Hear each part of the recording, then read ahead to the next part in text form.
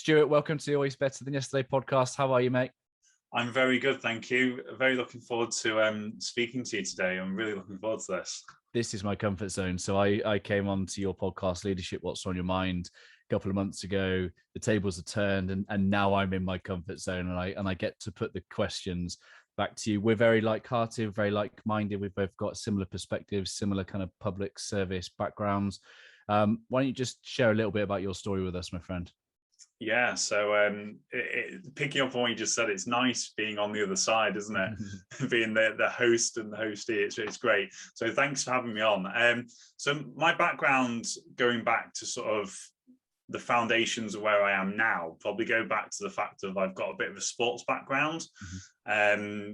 Loving sport, like that was my passion. That was, I loved to do sport, and I kind of wanted to keep that going as much as possible. And I say that because I got to a stage in swimming, for example, where they wanted me to train before school, after school, and it was like I like doing everything, not just one. So it was one of those jack of all trades, master of none.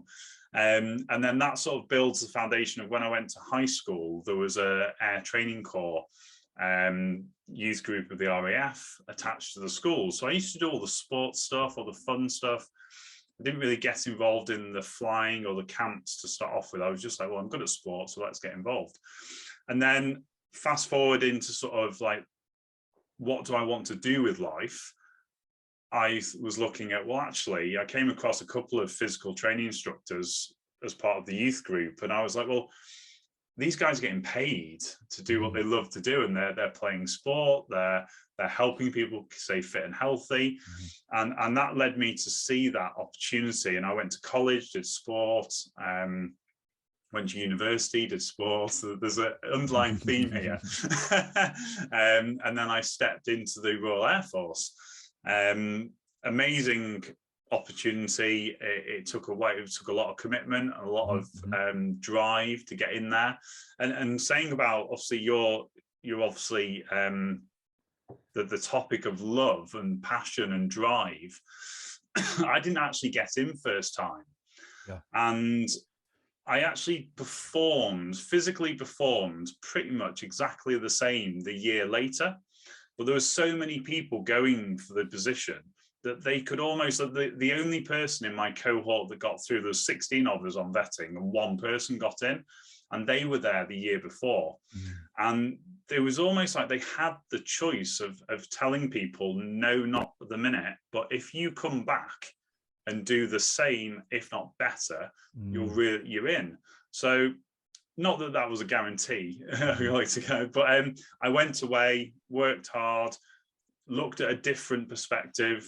I didn't want to go into the gym. I went into sales, and I was like, I really want this. So I went back and I got in, and that's really important to sort of share that. I don't really talk about that often, about that sort of, like, you've got to want it, and it's such a privilege. And going through basic training, it was challenging. I was going in thinking I kind of know what's coming. I want this job. And I was amazed about how the process is there to break you down and then to go, do you really want this? and let me tell you, there was a couple of questions flying around there. I bet. How old were you when you joined? So I joined up because I'd done university, then I had that year. I think I was 23, 24. Yeah. So a little bit later than normal. It's a real test of character, isn't it? And I guess, there'll be many people listening to this that are in corporate roles, and, how often, or maybe there'll be someone that's found themselves in a corporate role that haven't actually taken the time to consider, like, how much do I want it? Like, what am I pursuing? And, it's really encouraging to hear that was, your character, your experience. And also you'll appreciate, I kind of do look at that, and that's a big driver for me. I don't want to be the person that's meeting up with friends going, oh yeah, I've done the same as last week. And in that loophole of corporate life, I know it isn't all doom and gloom, don't get me wrong, but you are right. There's people that just accidentally, through kind of not thinking what their passion is, not having a bit of control, find themselves just being And then it's when you sort of have those sort of realizations, and I never wanted that to happen. And that's one of the drivers I have now. I kind of love to do what I do, and I do it whether I was getting paid for it or not. We've had a conversation about this, haven't we? About sometimes one of my downfallings has been, you've got to have a business perspective, and I've learned fast. I've been out now 4 years. But I started as a physical training instructor, then went into adventure training. Adventure training, for the people who don't know, the military use the outward bounds as their medium to test individuals and teams. So I went on it quite quickly while I was on a course that was 12 months long. We did the hard skills, that was climbing, canoeing, kayaking, mountain biking, skiing, all the good stuff. But we also did the soft skills, that was the human behavior, the team dynamics, the communication, the feedback. And we weren't there. I always give the example of climbing. Like, we weren't there to show people or teach people how to climb. So we would do something very basic to start off with. This is your safety kit. And we're going to tell one of you how to put it on, and then you need to disseminate that across the group. Obviously, before we went climbing, we checked everything. But from the day one of them turning up, it was giving them empowerment, giving them that experiential learning, and us being like facilitators and watching and listening and pointing and prodding. And you'd have to pitch it. You had to really see and listen to the group. And the reason I say that is that later on in the week, when you've had them engaged and they're on the same wavelength, we'd do an activity, and I'd just bring them into the classroom, and I'd just have a big piece of paper on the floor, and it would just have why on the floor, and they'd be in. They'd be like, right, we've just done this. Why is that relevant to us? Like, how can we take that forwards? Obviously, if you started that on day one, they'd be like, what's this guy talking about? He's on cloud nine. But that's, and I'm not joking, saying about the age I joined up, like when we were doing the basic trainees that came through majority of the time as part of their 10-week basic training, they were 17, 18, 19 predominantly. And some of the things that they spoke about on the Friday when we had the wash up and what did you get from this week was like unbelievable. It was so nice to have that impact on people. And also I share the exposure that we had to sort of senior officers, doing some specialist team stuff. And as I share, one of the things that I was stood up in front of this group of officers who'd been in 20 plus years, and I'm wet behind the ears, mid-20s, with a colleague of mine. And that thing, like, who are these two to sort of tell us what to do? And that was exactly it. It's not a tell. It's a give them an environment away from the norm, expose them to challenges, ask questions. And when we are not there to tell them what to do. And that's a big, big foundation of what I do now. And the turnaround of that initial barrier to, like, I think I know my job, I know what I'm doing. And well, it's not about that. And at the end of the week, where they say, yeah, you've really made me think this week about what I'm doing in my role, how I'm impacting my team.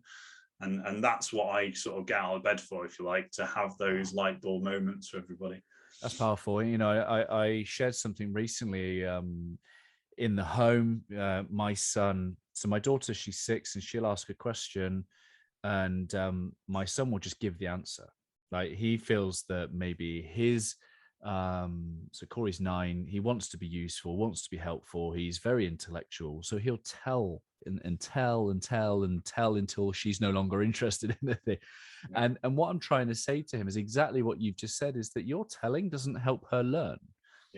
You know, it's that experiential. And I think so often leaders do the same. Leaders think that to be useful, to be of service, that they share their knowledge rather than helping their people gain that experience. And I really liked that perspective that you've just shared. And I saw a picture of what you were doing recently in the car park, and there was these tubes and stuff. What's that got to do with experiential learning? How have you taken your kind of military understanding of experiential learning and taken that and adapting that to a corporate world? Yeah, so it's interesting when you bring those activities in. To start off with, it, they've got to have a purpose and not necessarily have an outcome. It's not like we're going to get them to do this because they're going to experience this. It's to get the communication feedback loops, to get the conflicts sometimes. And I sort of say that I was surprised when I came out of the military that the I always do this, like the team building elements of what companies are doing. Yep.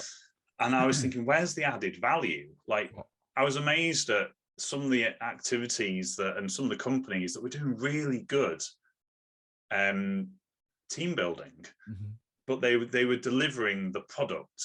They weren't doing the service of so what. And obviously, as a military uniform service, as you've come from, there's got to be a reason. There's got to be, what are we getting from this? And that's what I saw was really missing. And we're slowly getting in there that people are saying, we've just done some work with a company that are going, well, we do this every year. And we're starting to now think, well, we have this great experience and we all have all these good ideas, but we go back to work and nothing changes.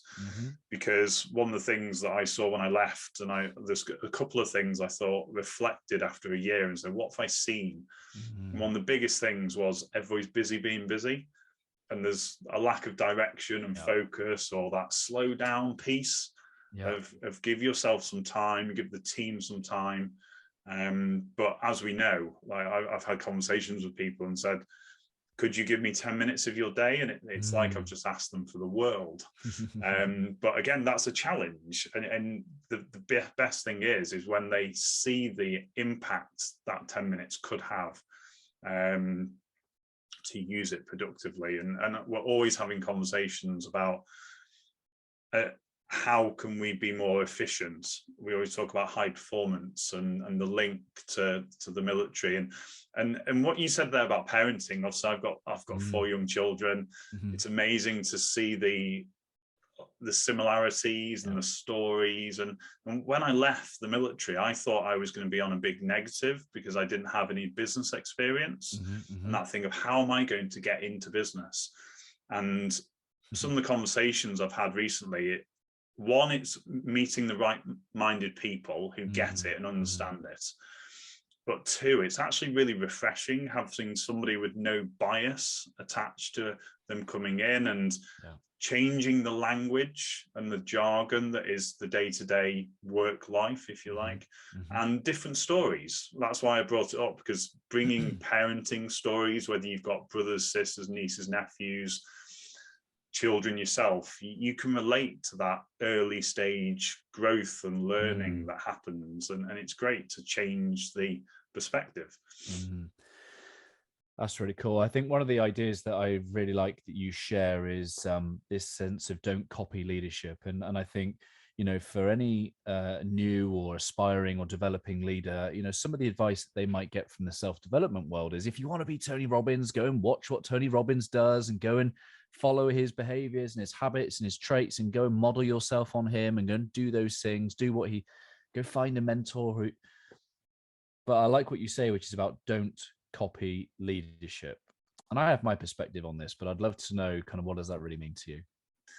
Yeah, so that came, it's really nice that you brought that up, actually, because that came from me looking at what was going on out there when I was on that big reflection piece. And what I say about that element of it is, you've got to take leadership off the page. So we can be doing all the reading we want. There's loads of models out there. There's loads of tells. Like, through my experience, this is the model I've created. I've created my own model. However, it's got to have some self-ownership of, like, making some of the things you come across won't be right for you. You can imagine, and this goes back to my military days when I learned all this, that there's so much out there. I've never really hung my hat on any specific way of doing something. So there's lots of models, personality trait questionnaires, all those sort of things out there. You can become and it's, suppose I've just think a massive link back to when I said about I'm a jack of all trades, master of none in sport. That's exactly where I am at with sort of learning and development. There's no one size fits all. So yes, we can share and talk and give that experiential learning as a business, as myself, but you've got to take some ownership and time of like what feels right for you. And suppose you can go into that, like what sector you're in, what type of dynamic of people you are. I had a conversation, it must have been 2-3 years ago now, with somebody who had a very successful leadership journey, but they came across, they probably get their biggest role in leadership, and it was all going wrong. And they were like, how's this going wrong? And it was almost like the fact that they'd gone success. Like what's, and it was almost like their initial reaction was to do everything they'd previously done. But what was actually happening is the environment and the people were completely different. So through no fault of their own, they'd been quite robotic, because model success, like if you're successful at something, keep doing it. But and I've had some people on the podcast that, and you have, that you actually, it's really refreshing and also quite surprising that people get to such a high level in role, business, and they've took themselves off to education, and they've gone and found a coach or a mentor, or so it's that whole process of take ownership and make it your own. Make it your own. And I know that something you talk about is about being the master of your own destiny. Talk to us about that period of time where you're thinking, because you can become quite, when you're involved in a public service organization, and if you've been there from a young age, that can be all that you know. The external world can feel scary. You might start to look at yourself and think, what value do I add in a corporate world, like you said? How did you talk to us about the experiences of becoming the master of your own destiny? So interesting question, because I always say that about, that's the reason I left the military. And I know where you've picked that up from. And I would actually say I'm only just starting to feel that. Obviously, the actual want of that was the reason, the key for leaving. And again, I've got nothing but good things to say about the military. I always promote people that it gives you a massive foundation. And I just think it's amazing, the training you get, the exposure you get, the people, and the skill sets. But I was sitting there, I was thinking, I think I can do more, and not in an ego way. It was kind of like there was a family element to it. There was like, if I stayed, what would that look like? And it would be more time away, potentially uprooting and moving around. My eldest is 10, and I think at the time, get my maths right, at the time he was 6, and he'd lived in 5 different houses. So we loved it. We enjoyed moving around, don't get me wrong. But I thought, well, maybe I could do something. And I had that passion of, we had such autonomy in what we delivered, and the amazing people, and phenomenally now that a lot of my colleagues and ex-colleagues that I put on a pedestal are now involved in what I'm doing, which is amazing, because they've seen what my drive and passion is, and they want to be involved, which is amazing. But that master of my own destiny is starting to sort of like, that was the kickstart. And then I came out and I was like, right, this is real. Like I didn't want to be, as you know, the pension trap that you talk about. I got to 12 years and it was like, do I go to my 22? And there's a lot of people who do, and it's the comfort blanket, and it's a great role and job. And I always say the military allowed me to have my family as well in that sort of security. But I didn't want to be the person that wants to count down the last 4 years. And that's not me. So that needed a lot of projection forwards. And I always remember I actually moved units in my last 2 years, because you get like a 2-year countdown, and I wanted to get it right. I started up another business that my wife now runs as I was leaving. And it was that kind of, the paperwork came across my desk for sort of 12 to 15, like an extension. And I was thinking, that's such an easy option. I was like, I could do that, and I could leave at 15. But so what did you do? I just ignored it. I obviously came out at 12. That's fascinating. Um, I tell you why that's fascinating, because I think sometimes we're sent things from wherever it might be, whatever spiritual beliefs people might hold, to really test what's your conviction. Because I had something exactly the same when I had handed my notice in at the police after 12 years. This job that I was holding out for, there was one in the council rather than the police. right. Same role, 20 grand more.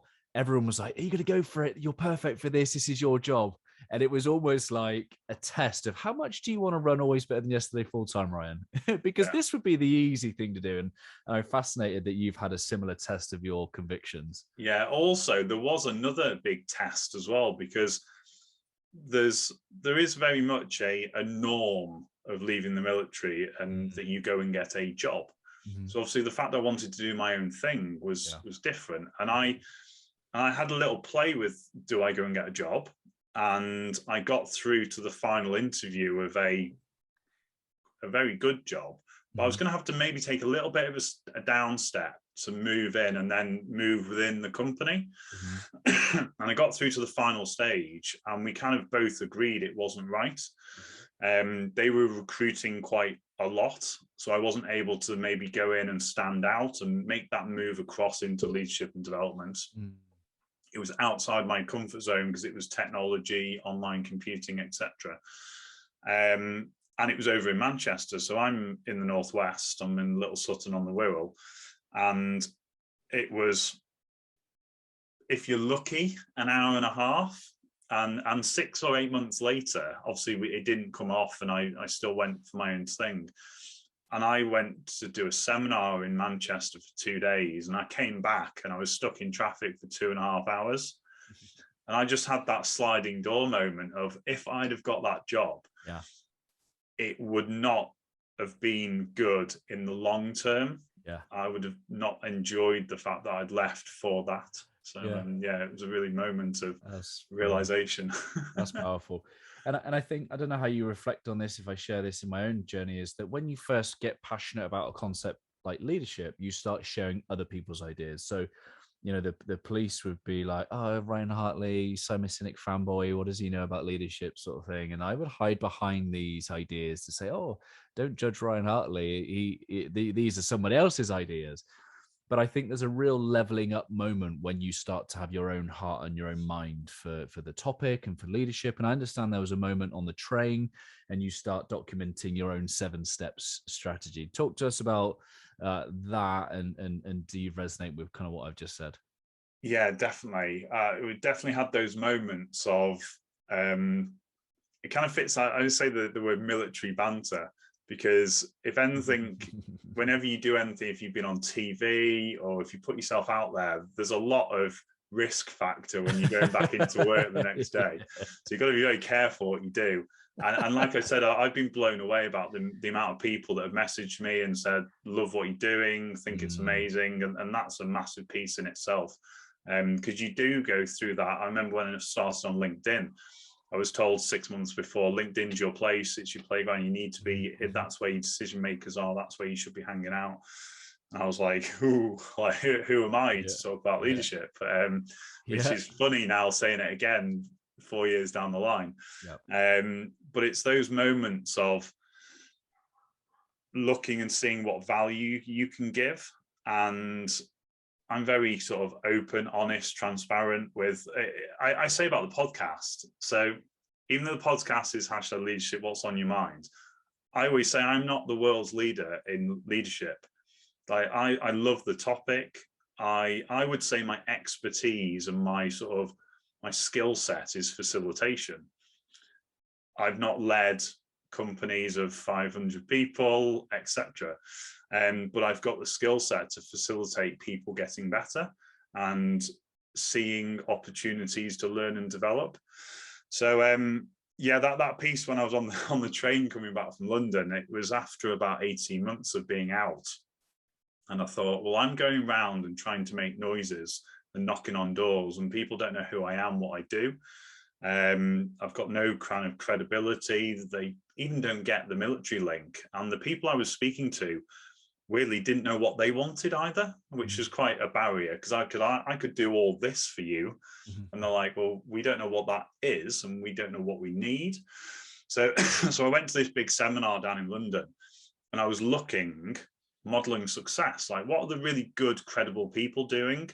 So they'd either written a book, had a great story, or they had a model or an online course, all this sort of thing. So on the way back, I had my like, what have I seen? And I've shared the busy being busy. The other one was people are getting promoted because they're really good at their job, not necessarily given the skills to lead people. And that was a thing that I was observing and telling people, and they're like, yeah, that happens all the time. Like that, a lot of staff turnover happens because of that. And even like business jargon, like this has been a whirlwind, fast track learning experience for me.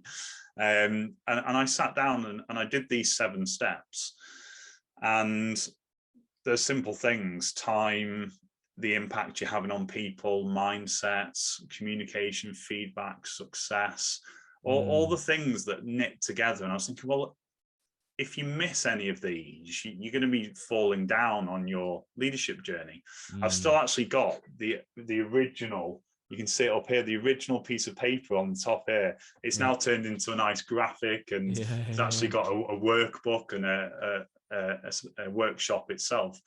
So it's been great to see the evolution of that. And then I used to do this activity with some of the groups I had, where we used to throw some rope between each other and talk about like what have you given to the group this task, and what was your downfall, what did you see in others in this task. And we used to throw the rope around, and it led to a bit of a spider's web and a connection. And we always used to finish off with like, one of you let go of the rope and step like 5 steps back. Like, what does this look like if this happens in the future, and how would you spot this happening, and the amount of disconnect you can have, and the removal from the group, and how that affects the individual and the team. So as I set out these 7 steps, I started drawing lines between them. And it does, I've got a real passion to having a reason behind everything I do. The logo has got, even though we're star developments, there's a gap in the corner of one of the stars. And one of the first graphic designers I got to do some t-shirts for us filled the gap in, and he gave it to us. I was like, no, the gap's meant to be there, because nothing's, I don't like the word perfect. We always talk about what does good look like, and there's some gaps there, and there's some failure. So everything has got a meaning, and I start a lot of the stuff I do with like the workshops and the bigger conferences with, I'm not here to tell you what to do. This is your journey, and giving ownership to, as long as you take something away from when we work together, that's the win. And recently, actually, that's happened that I started saying that I've got a training company, but we're actually far from that. Like we're a development company, hence obviously the name was there anyway. But there's a big difference between training and developing. Training, there's a certificate, there's the objectives you've done, see you later. Development is very individual. Going back to what we say, you take whatever you want to take from it, and we're very sort of open about that, of giving ownership of the company we work with, or the individual, and saying everybody will take something different from this, which is very unique. And when you give people the opportunity to do that, that's quite unusual, because usually you're told, aren't you, these are the objectives you're going to do. Can you pass this test at the end, or can you say you've ticked these boxes? Brilliant, everybody's happy. And actually to say, all I want you to do is get one thing from this, is quite powerful, because the pressure's off then. Like, oh, I don't need to pass a test, or I'm not going to get a certificate. It's like my own certificate you're going to give yourself, that you've got something away from this. So yeah, it's powerful. And I think in some of the experiences you're trying to facilitate and give others, you're going to get yourself as being the host of the podcast. Like the phrase I've always said is that I can't not be better for having spent time with great people like you and my 153 other guests, right? Because I spend a half an hour to an hour with you, and I get to ask my curious questions, and that's an experience that will stay with me. You know, every single conversation. What was the I guess, what was the spark for your podcast, and what have been some of the things that it's given you personally? Yeah, so it's a really interesting one because I was actually November last year, so exactly 12 months ago, my back was against the wall, if you like. It was challenging. I decided to fully go on my own a couple of months before the pandemic hit, and it was very challenging. I'd sort of positioned myself, as you can imagine what I'm like. I'm not really a risk taker, even though we're talking about coming out of the military, doing my own thing. I've got to make sure it's calculated. Sure. And I decided that I had to do something over nothing. And I sort of do that all the time. Like, you've got to do something. And it's that kind of situational and self-awareness. And I thought, well, somebody actually, I can't remember who it was, but somebody said that the sort of promotion of podcasts, you probably should look into it. And me being me, I actually started 2 podcasts in 2 weeks. And I'd done a lot of research, and I was like moving things around, and I found out that most podcasts don't last over, I think the average was 6 to 8 episodes, because people realize people don't listen, and then they don't keep going. So that was like a real motivator to me.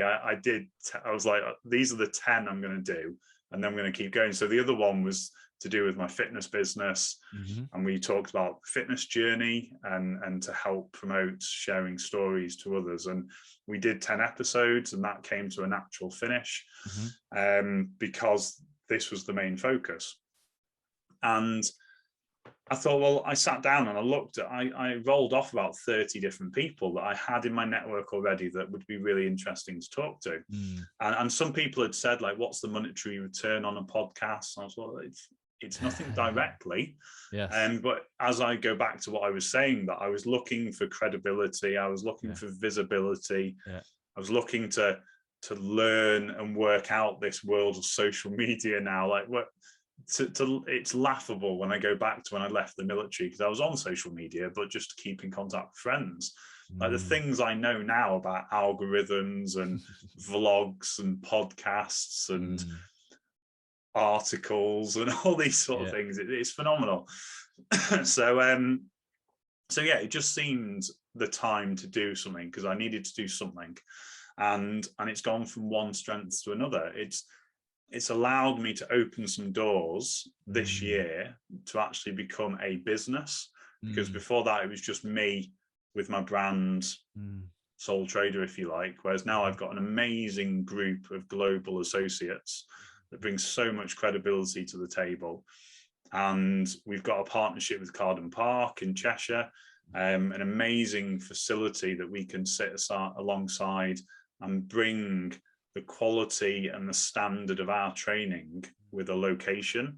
One of my associates, who was the ex-colleague of mine who ran the element of the military I came through for 20 years, is over in Sweden. So we can actually take senior leadership teams over to Sweden to have a survival experience and strip everything back. And I know that will be delivered in exactly the same way as it would have been. Like, our ideal is to work with people once a quarter, and we go to them, they come to us, we take them abroad.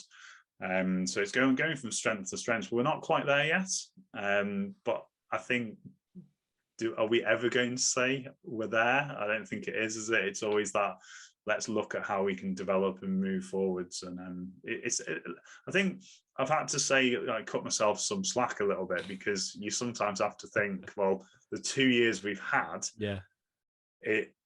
I get frustrated sometimes about the speed things are going. But I only recently shared with one of my associates that we were trying to get some things across the line this year. And I've stopped probably 2 or 3 projects recently, because it just didn't feel right. Like, it was going to probably come out below standard. And I was like, well, no, I'd rather not do it to damage, kind of like, I want a certain standard and a certain delivery. That we don't want to rush things through. And it wasn't through a delivery, it was through the advertisement, the social media, the kind of the diary piece. And I'm learning a lot recently that the timing element, if it doesn't feel right, don't do it, and wait, because it's not going to matter. Like my sort of want to do everything really quick, it doesn't serve you right. So yeah, so that's one thing. Well, probably my biggest learning this year, to be honest, that one element.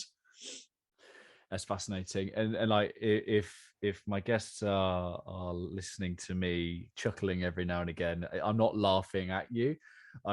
Because you and I have very similar experiences, and I know how difficult the last 2 years has been for a lot of people.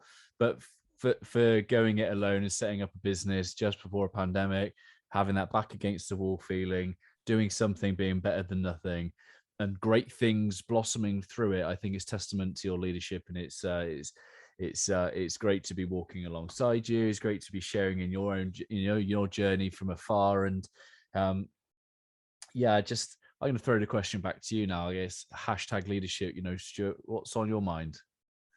Amazing. Do you know, I was only thinking about this recently. So what comes to my mind when I think about leadership, I think because of the element of it's owned by self, leadership for me is drive, determination, like what can I achieve? And again, that goes against leadership regards to it's all about other people. But then what I think then is my job is to then bring that into other people as well. So be hungry to learn, be hungry to look for opportunities, see opportunities, and make your own leadership journey. So I expect that from myself. But then I love to have conversations with other people and to have those, going back to the military days, having those light bulb moments. For me, it's those light bulb moments. I had an experience where I've been delivering within the civil service, for example, and I had a couple of people come up and shake my hand at the end of a couple of sessions because they were like, thank you so much for not wasting my time. It wasn't a tell, like I've got things to take away from this. Yeah. And for me, that was what I try and aspire to do, that every time. So it's that leadership, I think, that kind of carving your own journey, but then taking other people along with you, but then not in a robotic way, like to give them their own path of ownership. Yeah. So does that make sense? Yeah, absolutely. I love that. Where can people connect with you? Where can they find more about the great work that you're doing in the world? So you can find it through the podcast, #leadership, what's on your minds, and the business is Star Development UK.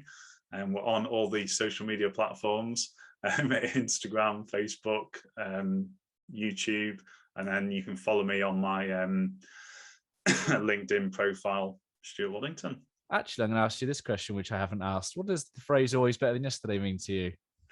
So, always better than yesterday. It's an interesting one. I kind of thought about this yesterday.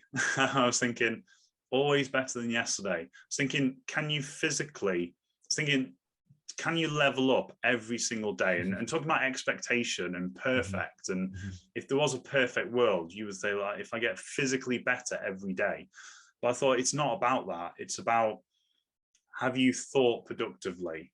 Have you seen opportunities? Have you listened to what's going on around you? It's that self and situational awareness piece. And over time, you can't help but get better. So I was thinking there's a big disconnect. Obviously, sports background, it would be pretty tiring if you were physically. Is it even possible to physically get a second quicker every day? We know it's not. But then the overall picture is you can move other things forward every day, can't you? And the people who are taking that break and the time out and that concept of stopping, people think, well, that's not getting better. And it's all it actually is, because you're giving yourself, it's that rest and recuperation, isn't it? And your brain rest, etc. So that what it means to me, that concept of seeing all the opportunities and seeing all the chess pieces on the chessboard and which ones are you moving forward, because they're all different. Yeah. You and I both take inspiration from the elites out there in the world. And earlier this week, I heard an interview with Jurgen Klopp, and he said that even his follow-up season to the Premier League, obviously they lost two key central defenders most of their season. And he said that season, was still progress for them, because it showed to him the character and the way that they responded, and to still qualify for the Champions League. So, like, if you take in it literally, it isn't better than yesterday or better than last year because you finished lower. But what he's saying in terms of the overall long-term journey of Liverpool and his squad of players, he said he learned more about them and their character, and he said that, you know, that was still them being better. And I was like, well, that's good perspective. Yeah, and But also you get a lot of that's obviously, I'm a massive big picture thinker. So you're sometimes working with people who are in organizations that are like that, but they don't necessarily communicate it very well. So you can help communicate that and talk about the fact of, when you might see 5 of the 10 elements that the big strategy are moving forwards, well, the more you put on the table, the more buy-in you get, the more opportunities you see to push yourself, your business, and your people forwards. Yeah. And I guess I'm gonna touch on this quite playfully. We've both been to football games recently with our kids. I was on the end of a 7-0 win from Chelsea. Unfortunately, you go to Manchester United, which you're a supporter of, and you sit there and you witness your team with your kid lose 5-0 to one of your fiercest rivals. We had some interesting conversations about that, didn't we? Yes, yeah, we did, and I'm a bit nervous about tomorrow. We're going to watch City, so my other son is coming to that one. Yeah. So, but yeah, it's I love it's the nature of sport, isn't it? Yeah. And the ups and downs, and exactly the same as how any journey is, ups and downs, twists and turns. And I get that people get really passionate, and I get more frustrated when it's a clash and both teams have played really, really well. There obviously is a disconnect at the minute, and you just you can't let it ruin your day. Well, this is it, you know, and I think there's wisdom in knowing that, you know, what, sometimes you're down, sometimes you're up, and you know, it's interesting. You showed great character in defeat, even it was so funny. It was you know, a character building for your son too, right? Yeah, and again, I'm like you are as well. Like, we have conversations with our children and ask them to think and give them a voice. And my 2 oldest sons are really into their football, and it's giving them great exposure, great realism as well. Of, like, we know the percentage of people that make it to the high end of elite, but we as a family have just a love of sport and what it gives you as a person, as friendships, of knowing people, of giving you some credit, fitness, health, passion, drive, ups and downs, wins and losses.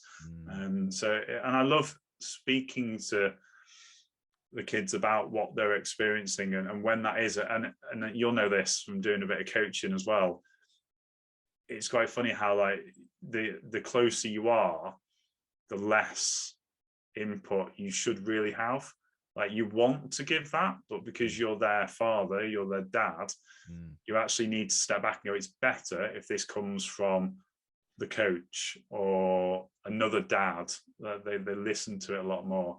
And that's a link to what we're doing in business. There's a couple of really quite comical things in education and business where we've gone in and they've gone, we've been saying this for like 2 years. Yeah. And you come in with a different story, a different take on it. But they're like lapping it up. Well, you're hitting some nail on the head in terms of the wisdom and things I'm experiencing here too, because you know, I can put my son in a position where I know his potential. So he gets dad that, like, he even sat on my podcast here last year with me. He was like, oh yeah, you know, dad's pretty demanding, dad's pretty high standards type thing. And it's funny. So he goes then into a sport where I'm not his coach. So I'm his rugby coach, but I'm not his football coach. And he's starting to give it back to me now, saying, stop it, stop telling me, stop coaching me, because he wants to pay attention to his football coach. who, and this is it, isn't it? You know, sometimes you can't be the prophet in your own home. Sometimes there's that the power of the external voice breaks down that emotional thing that we put up. And that's a really important thing for leaders to be able to take heart from, is that because there can sometimes be an ego thing.